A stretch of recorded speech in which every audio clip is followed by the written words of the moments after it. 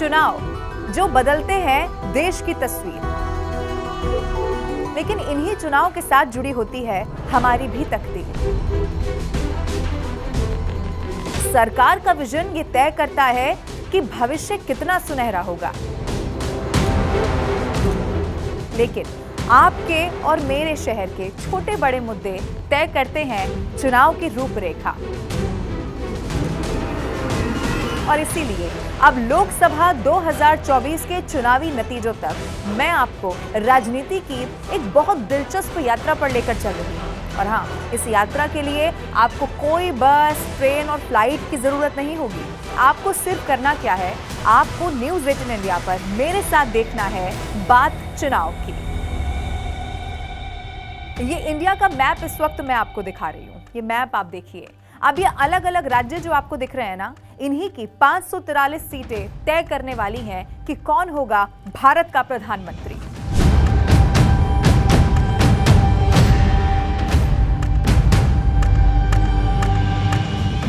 तो चलिए शुरुआत करती हूं एक सवाल के साथ। अगर इस वक्त मैं कहूं चुनाव, तो ये सुनते ही एक सबसे बड़ा मुद्दा आपके जहन में क्या आता है? राम मंदिर ही ना। अब वो है भी उत्तर प्रदेश में, यानी कि सबसे ज्यादा 80 लोकसभा सीटों वाला उत्तर प्रदेश। और कहा तो ये भी जाता है कि दिल्ली का रास्ता यूपी से होकर ही गुजरता है, तो क्यों ना यहीं से की जाए शुरुआत। लेकिन क्योंकि बात अयोध्या की है और पूरा हिंदुस्तान राममय है, तो आज मैं 80 में से सिर्फ एक सीट की बात करूंगी, और वो सीट है अयोध्या।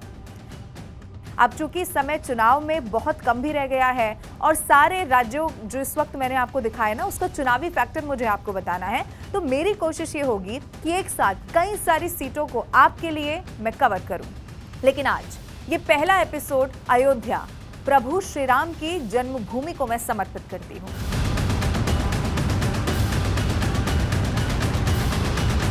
भारतीय जनता पार्टी, जिसमें सबसे बड़ा चेहरा है मौजूदा प्रधानमंत्री नरेंद्र मोदी, जिनकी केंद्र में भी सरकार है और राज्य में भी है। वाराणसी से वो सांसद हैं और रामलला की प्राण प्रतिष्ठा वो कर चुके हैं। ये सच है कि राम मंदिर के राजनीतिक फैक्टर के आगे अब विपक्ष के जो तमाम मुद्दे हैं वो बौने होते हैं। लेकिन फिर भी यूपी के मैदान में भारतीय जनता पार्टी के सामने आखिर है कौन, ये भी जरा जान लेते हैं। सबसे पहले मैं बात करूंगी सबसे पुरानी पार्टी कांग्रेस की। 2014 और 2019 में चुनाव हारे हैं। अब राहुल गांधी अपनी सांसदीय की सीट अमेठी भी हार चुके हैं। प्राण प्रतिष्ठा जब चल रही थी तो वो अपनी न्याय यात्रा पर निकले हुए थे। एक और चेहरा अखिलेश यादव का देख लीजिए, ये जीत का दम्भ भरते रहे हैं इससे पहले भी कई बार। इनके बारे में मैं आपको, यानी कि समाजवादी पार्टी के बारे में बताती हूँ।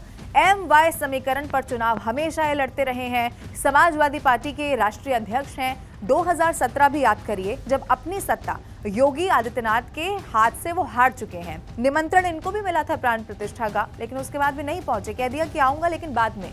अब एक और चेहरा है यूपी की राजनीति में, मायावती का। मायावती के बारे में, यानी कि बसपा के बारे में बताती हूँ। दलित वोट बैंक का ये बड़ा चेहरा है, विपक्षी है लेकिन इंडी गठबंधन से दूर है। और राम मंदिर पर कोई भी बयान मायावती की तरफ से नहीं दिया गया है। अब इन सब विपक्षी पार्टियों ने कभी मंडल कमंडल का दाव चला, कभी मुसलमान यादव किया, कभी मुसलमान दलित, लेकिन अब सब कुछ धाराशायी हो गया है। अब ढोल नगाड़े लेकर एकता का बखान करने वाले इंडी गठबंधन के पास उत्तर प्रदेश में राम मंदिर पर राजनीति करने के अलावा अब कुछ भी बचता हुआ दिखाई नहीं देता।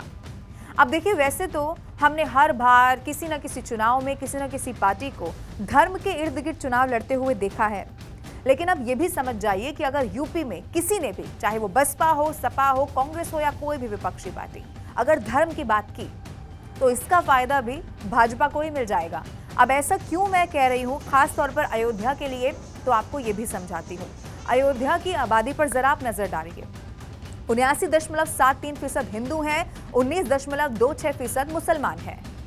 अब यह भी तय है कि अगर इस वक्त जाति को किनारा करते हुए हिंदुओं ने राम मंदिर से प्रसन्न होकर एकजुट होने का फैसला ले ले, चाहे जाति कोई भी हो, तो विपक्ष का खेल बिगड़ना तय मानिए। और हिंदू ही मैं क्यों कहूं, जिन मुसलमानों के नाम पर कई लोगों ने बरगलाया, जबरदस्त राजनीति की, अब उन मुसलमानों को भी तो जरा आप देख लीजिए। ये तस्वीर देखिए, इकबाल अंसारी मोदी पर पुष्प वर्षा कर रहे हैं।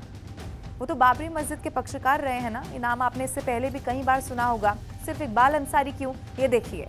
सनातनी मुस्लिम शबनम शेख अयोध्या की पदयात्रा पर निकल गई। ये तस्वीर अपने आप में हजारों शब्द बता रही है। हाथरस में भी देखिए, बाइक रैली निकाली जाती है और फूल कौन बरसा रहा है? मुसलमान। अब आप बताइए कि क्या प्रमाण हो इस बात का कि अब मुसलमान भी योगी और मोदी के साथ हाथ मिलाकर खड़े हैं। अब आइए इसी उत्तर प्रदेश की यात्रा में अब मेरे साथ थोड़ा सा पीछे भी चलिए। 2014 में जब जबरदस्त मोदी लहर थी, उसी के नतीजे अब मैं आपको याद दिलाती हूँ।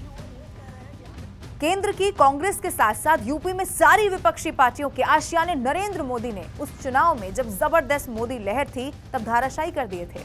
2014 लोकसभा चुनाव के नतीजों पर नजर डालिए, जहां यूपी में 80 में से 71 सीटें अकेले भारतीय जनता पार्टी ने जीती। समाजवादी पार्टी 5 और कांग्रेस 2। बसपा का आप देखिए, इतनी बड़ी पार्टी खाता भी नहीं खुल सका। अब फिर 2017 का समय आया जब मोदी और योगी की जोड़ी बहुत सुपरहिट हुई और नतीजा डबल इंजन की सरकार बन गई। 14 के बाद 2019 के भी आंकड़े मैं आपको दिखा देती हूँ। 2019 के चुनावी नतीजे उस वक्त क्या आए थे, ये भी आप देखिए। तो वो वक्त था जब बुआ बबुआ साथ में आ गए थे। भारतीय जनता पार्टी को 62 सीट मिली थी। सीटों में कमी आई लेकिन वोट फीसद बढ़ गया था और जानकारी ये है कि 50 के करीब ये वोट फीसद पहुंच गया था। समाजवादी पार्टी 5, बसपा 10 और कांग्रेस को इस बार 1 सीट मिलती है। लेकिन अब बारी है 2024 की। अब विपक्ष चाहे ये कहता रहे कि भाजपा श्री राम पर राजनीति कर रही है, लेकिन सच्चाई ये है कि प्रधानमंत्री नरेंद्र मोदी अब राम पथ पर चल पड़े हैं और बिल्कुल एक राम भक्त की ही तरह। फिर चाहे वो प्राण प्रतिष्ठा हो या फिर दक्षिण भारत में अनुष्ठान के दौरान रामायण कांड से जुड़े मंदिर में दर्शन पूजन करना हो, वो तस्वीर पूरे हिंदुस्तान ने देख ली है। राम पथ के सहारे क्या विजय रथ ये आगे बढ़ता रहेगा, ये तय जरूर नतीजों के साथ हो जाएगा। और इन्हीं चुनावी नतीजों तक आपसे किए वादे के मुताबिक आपके लिए मैं लेकर आऊंगी लोकसभा की पूरी गणित। आप जानते हैं ना किसमें? बात चुनाव की। जी हाँ, thank you so much. See you again.